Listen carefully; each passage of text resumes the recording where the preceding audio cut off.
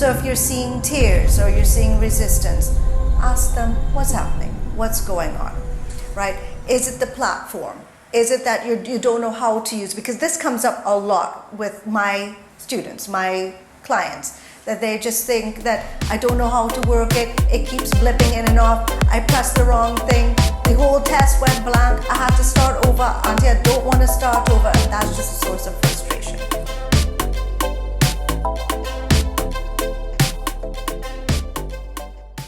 So there are quite a number of things that we can do as parents. Starting with, of course, ensuring that your children have the devices and the know-how, then, if you will, to work with the platforms and knowledge. And so let's start with, apart from the physical aspect of it, which is very, very important, ensuring that they're comfortable, ensuring that their little legs are on the floor while they're working. I've worked with some families, and when you actually look at the physical setup, the little legs are dangling, which then affects the ability to concentrate. Or they're sitting on swivel chairs and they're moving and they're looking all over their own place. So they need to be able to be solid, feet flat on the floor, and at a desk that is appropriate for them in a place of room. So especially, this is very, very important if you have multiple children, that you have enough of a distance between them that they can own their own space. They're responsible for their own space, but they're away from windows, away from the distractions, from the noise, especially sudden noises. What some children have complained to me about is that they'll be listening and all of a sudden the lawnmower from the neighbors will go, or they're hearing the sounds from traffic or some car passing by playing very loud music, and it disrupts their train of thought. So some have opted, especially during the asynchronous classes, to work with music in the background or even white noise to try to drown out the sudden peaks and noises. So that's the first thing.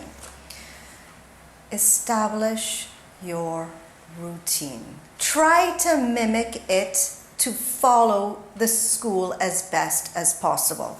Now, we know we don't have peers. We know we don't have other children to play, but as parents, what we could do is we can then try to work our day with theirs. So we take our break when they take their break.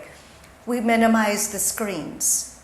We come outside, we do a movement break. You could do sun salutations. You could go outside for a walk, go pick grass, go play a game, do something physical, have a healthy snack, talk about what worked, what didn't work. Right, so that's very, very important.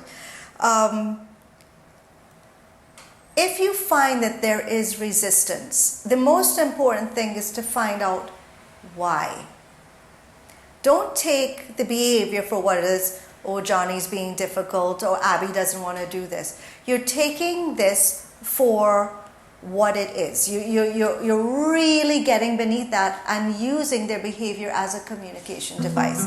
So if you're seeing tears or you're seeing resistance, ask them what's happening, what's going on. Right? Is it the platform? Is it that you don't know how to use? Because this comes up a lot with my students, my clients, that they just think that I don't know how to work it, it keeps blipping in and off, I pressed the wrong thing, the whole test went blank, I had to start over, Auntie, I don't want to start over, and that's just a source of frustration.